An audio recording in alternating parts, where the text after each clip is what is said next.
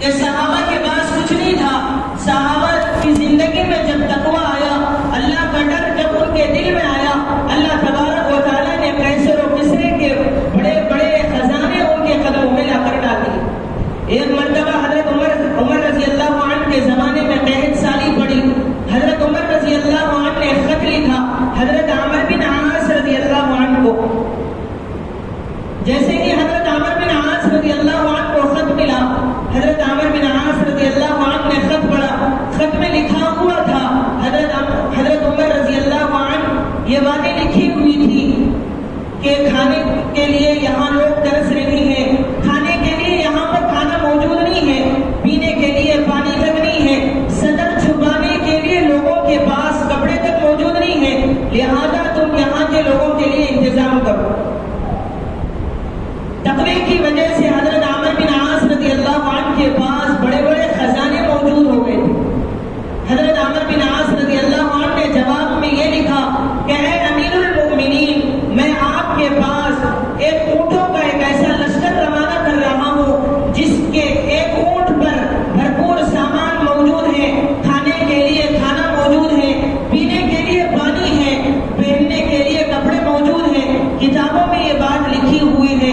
واقعتاً وہ ایک ایسا بڑا لشکر تھا کہ ایک اونٹ مدینہ میں ہے تو اس کا آخری اونٹ مصر پر تھا. اللہ تبارک و تعالیٰ نے ایسی چیزیں مہیا فرمائی. قیصر و کسریٰ کی شہزادیاں ساتھ پردے میں رہنے والی دوشیزیں صحابہ کے غلام بنی، بڑے بڑے شہزادے صحابہ کے غلام بنے. یہ صرف اور صرف تقوی کی بنیاد پر ہوا. حضرت ام عبیس رضی اللہ عنہ ایک خاتون اسلام میں گزری، بڑی متقیہ تھی، اللہ سے ڈرنے والی، جو بھی اعمال کرتی تھی اللہ کے لیے کرتی تھی، اللہ کو ڈرتے ہوئے کرتی تھی. جب اس کو کافر لوگوں نے پکڑ کر لے جانے کے بعد جب اس کو سزا دینے لگے، ایسی سزائیں اس کے اوپر مرتب کی گئی کہ اس کی آنکھوں کی بینائی چلی گئی. ابو جہل اس کے پاس آ کر کہنے لگا کہ اے ام عبیس، اگر تو لات اور عزا جو ہمارے بت ہیں اگر تو اس کو مان لیتی، اس کی پوجا کرتی تو تجھے یہ سزائیں نہیں دی جاتی. تو ان کا ایمانی حرارت جوش میں آیا. ام عبیس رضی اللہ عنہ آسمان کی طرف نگاہ اٹھا کر اللہ کی تعریف بیان کرنا شروع کر دی. اللہ کی صفات بیان کرتے ہوئے ام عبیس فرمانے لگی کہ اللہ تبارک و تعالیٰ ایسی قدرت والے، ایسی بادشاہت والے ہیں کہ جو چیز اللہ تبارک و تعالیٰ لینے پر قادر وہی چیز اللہ تبارک و تعالیٰ دینے پر قادر. اللہ بڑی بادشاہت والا، بڑی سلطنت والا. قرآن کی آیتیں پڑھتی جاتی، ابو جہل کے سامنے سناتی. قل اللہم مالک الملک تؤتی الملک من تشاء وتعز من تشاء وتذل من تشاء. اللہ تبارک و تعالیٰ خود اللہ کے نبی صلی اللہ علیہ وسلم سے فرماتے ہیں کہ اے نبی جی، آپ امت سے کہہ دیجیے ہم ایسی بادشاہت والے ہیں، ایسی سلطنت والے ہیں، ہم غریب کو امیر بنا دیں، امیر کو غریب بنا دیں، بادشاہ کو فقیر بنا دیں، فقیر کو بادشاہ بنا دیں. ہم ہر چیز پر قادر ہیں، ہم عزت دینے والے بھی ہیں، عزت چھیننے والے بھی ہیں، ہر چیز ہمارے قبضے قدرت میں. جب ام عبیس رضی اللہ عنہ نے جب اللہ تبارک و تعالیٰ کی جب صفات بیان کرنا شروع کر دی تو اللہ تبارک و تعالیٰ نے صبح ہوتے ہوتے ان کی آنکھیں ان کو واپس لوٹا دی. جب کبھی مصیبت آتی تو فوری اللہ والے اللہ کی طرف متوجہ ہوتے، اللہ تبارک و تعالیٰ سے اپنی ضروریات پورا کرتے. ہماری زندگی خالی معاش پر گزر رہی ہے، اعمال زندگی میں نہیں. ہم یہ سوچتے ہیں کہ ہم دعا کر لیں تو ہماری ضرورتیں پوری ہو جائیں گی. نہیں، دعا کرنے سے صرف ضرورتیں پوری نہیں ہوتی، ایمان کے ساتھ ساتھ اعمال صالحہ کا ہونا بھی ضروری ہے. جب تک زندگی میں اعمال نہیں ہوں گے، نمازوں کی پابندی نہیں ہوگی، قرآن کی تلاوت نہیں ہوگی، اللہ کا ذکر نہیں ہوگا تو اللہ تبارک و تعالیٰ کی مددیں اس کے ساتھ شامل حال نہیں ہو سکتی. کتابوں کا مطالعہ کیا جائے تو یہ بات معلوم ہوگی کہ صحابہ کے ساتھ فوری طور سے اللہ کی مددیں کیسے ہوئی. اللہ تبارک و تعالیٰ صحابہ کی مدد کے لیے فرشتوں کو فوری طور سے کیسے اتارا. جب ان کی زندگی بڑی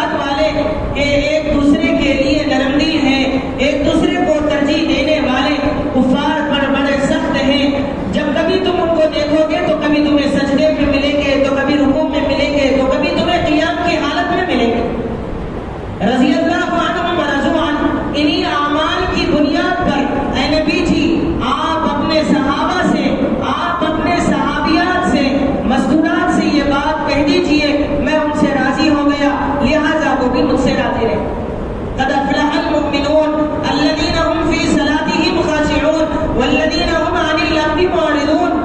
کامیاب ہو گئے وہ لوگ جو ایمان لائے. ان کا ایمان لانا ہمارا ایمان لانے میں بڑا فرق ہے. یہ وہ بھی ایمان والے تھے, ان کے ساتھ اللہ کی مدد شامل حال تھی.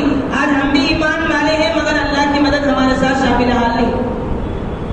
اس کی وجہ یہی ہے کہ ان کے ساتھ ایمان کے ساتھ ساتھ اعمال تھے, ہمارے پاس ایمان کے ساتھ ساتھ اعمال نہیں, جس کی وجہ سے وہ ہاتھ اٹھاتے, ہاتھ گرنے سے پہلے اللہ ان کی ضروریات کو پورا کرتا. ہم ہاتھ اٹھاتے ہیں, کئی سال ہمارے ہاتھ اٹھاتے ہو گئے مگر ہماری ضرورتیں پوری نہیں ہو رہی. اللہ کے نبی علیہ الصلوۃ والسلام نے صحابہ کے لیے ہاتھیں اٹھائی جنگ بدر میں, تو اللہ تبارک و تعالیٰ نے انہی اعمال کی وجہ سے فرشتوں کو زمین پر اتار دیا. جنگ یرموک میں صرف 30 آدمی 60,000 آدمیوں پر غالب آ گئے. صرف 30 آدمی 60,000 لوگوں کو شکست دے دی. یہ صرف اور صرف اعمال کا نتیجہ تھا, نیک اعمال کا نتیجہ, جس کی وجہ سے قرآن میں ان کی تعریف ہوئی, اللہ نے ان کی تعریف کی, رسول نے ان کی تعریف کی. اللہ کے نبی علیہ الصلوۃ والسلام نے خود فرمایا اصحابی کالنجوم بأیہم اقتدیتم اہتدیتم. اے لوگوں سن لو, میرے صحابہ ستاروں کے مانند ہیں, جس کسی کی بھی اقتدا کرو گے راستہ پا جاؤ. اللہ تبارک و تعالیٰ نے خود قرآن میں فرمایا زندگی گزارنا ہو تو پہلے لوگوں کی زندگی پڑھو, پہلے لوگوں کی زندگی دیکھو کہ ان لوگوں نے زندگی کیسی گزاری. وَإِذَا قِيلَ لَهُمْ آمِنُوا كَمَا آمَنَ النَّاسِ, کہ وہ لوگ ایمان لائے اور ایمان کے ساتھ ساتھ وہ لوگ کیسے عمل کیے, ان کی زندگی پڑھو. وَإِذَا قِيلَ لَهُمْ آمِنُوا كَمَا آمَنَ النَّاسِ. مفسرین نے, بڑے بڑے لوگوں نے یہ باتیں لکھی ہیں کہ ایمان میں نمونہ ہمارے لیے صحابہ ہے, اعمال میں نمونہ ہمارے لیے نبی ہے. اعمال کرنا ہے انبیاء جیسا اور ایمان لانا ہے صحابہ جیسا. اللہ کے نبی صلی اللہ علیہ وسلم نے کہیں یہ نہیں فرمایا کہ تم ایمان لاؤ جس طرح میں ایمان لایا, نہیں, بلکہ اللہ کے نبی صلی اللہ علیہ وسلم لوگوں کو متوجہ کر کے اس بات کی تنقید کی ہے کہ جس طرح مجھے اعمال کرتے دیکھو اس طرح تم اعمال کرو. سلو کما رأیتمونی اصلی, تم نماز پڑھو جس طرح مجھے نماز پڑھتے دیکھو. تم اعمال کرو جس طرح مجھے اعمال کرتے دیکھو. اللہ کے نبی صلی اللہ علیہ وسلم نے لوگوں کو اعمال کی طرف متوجہ کیا. خود اللہ تبارک و تعالیٰ نے ایمان میں متوجہ کیا صحابہ جیسے ایمان لانے کے لیے. کل قیامت کے دن صحابہ کا ایمان کو رکھا جائے گا. ہمارے ایمان سے ہمارے صحابہ کے ایمان سے ہمارا ایمان جانچا جائے گا. اگر ہمارا ایمان صحابہ جیسا ہوگا تو کل قیامت کے دن اللہ تبارک و تعالیٰ خیر کا معاملہ کریں گے, ورنہ اللہ تبارک و تعالیٰ ہمیں جہنم میں ڈالیں گے. اور اللہ تبارک و تعالیٰ نے ایسی جنت ایمان والوں کے لیے تیار فرمائی. اللہ کے نبی صلی اللہ علیہ وسلم مسجد نبوی میں بیٹھے ہوئے ہیں, جنت کا تذکرہ کرتے ہوئے اللہ کے نبی صلی اللہ علیہ وسلم جنت کی عورتوں کے بارے میں تذکرہ کرتے ہیں. ان فی الجنت الحوراء یقال لها عینا عن یمینها 70,000 خادم وعن یسارها 70,000 خادم. جنت میں ایک حور ہے جس کا نام عینا ہے, جس کے دائیں جانب 70,000 خادم ہوں گے, اس کے بائیں جانب 70,000 خادم ہوں گے. وہ ایک ادنا سی حور 1,24,000 حوروں نوکروں کے درمیان میں شان و شوکت کے ساتھ ہو. ایک ادنا سی عورت اللہ تبارک و تعالیٰ نے ایمان والے کے لیے تیار کی. اب اندازہ لگائیے کہ پوری جنت اللہ تبارک و تعالیٰ نے کیسی بنائی ہو. وہ صرف اور صرف ایمان والے کے لیے, اور ایسے ایمان والے کے لیے جو اعمال کا پابند ہو. صرف اور صرف اعمال کا پابند ہونا ضروری نہیں, بلکہ اعمال کے ساتھ ساتھ استقامت کا ہونا بھی ضروری ہے. جب تک اعمال میں استقامت نہیں ہوگی اللہ کے پاس وہ اعمال قابل قبول نہیں ہے.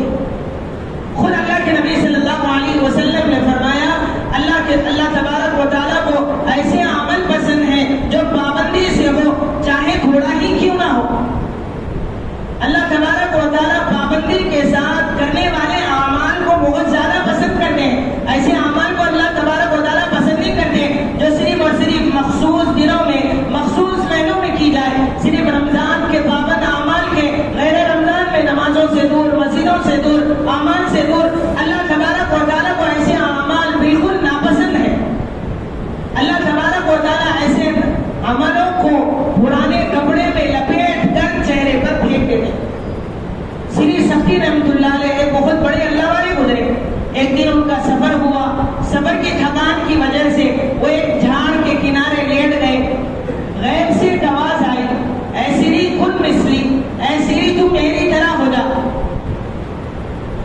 ان کی نیند اشار ہوئی، آس پاس دیکھا تو کوئی نہیں ہے۔ پھر کچھ دیر کے بعد غور کرنے سے معلوم ہوا کہ یہ جھاڑ آواز دے رہا ہے، اے سری تو میری طرح ہو جا۔ تو سری سبتی رحمۃ اللہ علیہ وہ جھاڑ کو متوجہ کر کے کہنے لگے کیف اکون مثلک، میں تیری طرح کیوں ہو جاؤں؟ جھاڑ کہنے لگا کہ میرے اندر کچھ اعمال ایسے ہیں جس کو اللہ تبارک و تعالیٰ بہت زیادہ پسند کرتے ہیں۔ سری سبتی رحمۃ اللہ علیہ فرمانے لگے وہ کیا عمل ہے جس کی وجہ سے اللہ تبارک و تعالیٰ تجھے پسند کرتے ہیں؟ جھاڑ کہنے لگا کہ لوگ مجھے پتھر مانتے ہیں، میں پتھر کے بدلے میں انہیں پھل دیتا ہوں۔ سری سبتی رحمۃ اللہ علیہ جب یہ بات سنے پریشان ہو کر اپنا سر جھکا لیے۔ کچھ دیر کے بعد ان کے ذہن میں یہ بات آئی کہ جب اتنے اچھے عمل ہیں تو اللہ تبارک و تعالیٰ تجھے آگ کا ایندھن کیوں بنایا؟ لوگ آگ جلانے کے لیے تجھے کیوں استعمال کرتے ہیں؟ جھاڑ کہنے لگا جس طرح میرے اندر اچھا عمل ہے اسی طرح میرے اندر ایک برا عمل بھی ہے جس کو اللہ تبارک و تعالیٰ بہت زیادہ ناپسند کرتے ہیں۔ وہ جھاڑ کہنے لگا وہ کیا؟ سری سبتی رحمۃ اللہ علیہ فرمانے لگے وہ کیا عمل ہے؟ جھاڑ کہنے لگا میرے اندر استقامت نہیں، جہاں ہوا چلتی ہے میں مخالف سمت میں جھک جاتا ہوں۔ اگر آگے سے ہوا چلی تو میں پیچھے کی طرف، پیچھے سے چلے تو میں آگے کی طرف، بائیں سے چلے تو دائیں کی طرف، دائیں سے چلے تو بائیں کی طرف جھک جاتا ہوں، جس کی وجہ سے اللہ تبارک و تعالیٰ مجھے آگ کا ایندھن بنا دیا۔ اسی طرح اعمال کا بھی وہی ہے، اگر اعمال پابندی سے ہو تو اللہ تبارک و تعالیٰ تھوڑے سے عمل کو بھی اللہ تبارک و تعالیٰ بہت زیادہ پسند کرتے ہیں۔ احب الاعمال الی اللہ تعالی ادومها وان قل، اللہ تبارک و تعالیٰ کے پاس سب سے زیادہ محبوب عمل وہ ہے جو پابندی کے ساتھ ہو، تھوڑا سا کیوں نہ ہو۔ یہ ایسی محبت صحابہ میں اعمال کی، اللہ کے نبی کی اللہ کی ایسی محبت تھی اعمال کی وجہ سے۔ ایک مرتبہ زید بن دسینہ حضرت خبیب رضی اللہ عنہ کو جب کفار و مشرکین پکڑ کر لے گئے، جب لے جانے کے بعد جب ان کو سزا دینے لگے تو ابو سفیان کہنے لگا جب تک وہ اسلام نہیں لائے تھے، زید بن دسینہ رضی اللہ عنہ سے کہنے لگے اے زید بن دسینہ قسم کھا کر بتلاؤ اگر تمہاری جان کے فدیے میں محمد کو قتل کر دیا جائے کیا تمہیں پسند ہے؟ زید بن دسینہ رضی اللہ عنہ کہنے لگے خدا کی قسم اگر میری جان کے فدیے میں محمد کو اپنے مقام پر ایک کانٹا بھی چنے ہمیں پسند ہے۔ کیا ایسی محبت اعمال کی وجہ سے اللہ کے نبی صلی اللہ علیہ وسلم کی ایک ایک بات کے مطابق اپنی زندگی کو صحابہ نے بنایا۔ اللہ کے نبی صلی اللہ علیہ وسلم کو اللہ تبارک و تعالیٰ کے فرمان کو آگے رکھ کر صحابہ نے زندگی گزاری، جس کی وجہ سے اللہ تبارک و تعالیٰ نے ان کا تذکرہ قرآن میں کیا۔ وَأَمَّا مَنْ خَافَ مَقَامَ رَبِّهِ وَنَهَى النَّفْسَ عَنِ الْهَوَىٰ فَإِنَّ الْجَنَّةَ هِيَ الْمَأْوَىٰ۔ قیامت تک آنے والے انسانوں کے لیے اللہ تبارک و تعالیٰ نے ایک اصول بیان کر دیا، اگر اپنا ٹھکانہ جنت بنانا چاہتے ہو تو مجھ سے ڈرتے ہوئے زندگی گزارو۔ وَأَمَّا مَنْ خَافَ مَقَامَ رَبِّهِ وَنَهَى النَّفْسَ عَنِ الْهَوَىٰ، جو آدمی مجھ سے ڈرتے ہوئے زندگی گزارے گا اللہ تبارک و تعالیٰ کل قیامت کے دن اس کا ٹھکانہ جنت بنائیں گے، اور جو بندہ مجھ سے میری نافرمانی کر کے زندگی گزارے گا اللہ تبارک و تعالیٰ اس کا ٹھکانہ جہنم بنائے گا۔ بڑی بڑی طاقتیں آئی، بڑی بڑی سلطنتیں آئی، مگر اللہ تبارک و تعالیٰ نے نافرمانی کی بنیاد پر، برے اعمال کی بنیاد پر انہیں نیست و نابود کر دیا۔ قارون ایسے بڑے خزانے کا مالک تھا، صرف اس کے خزانوں کی چابیاں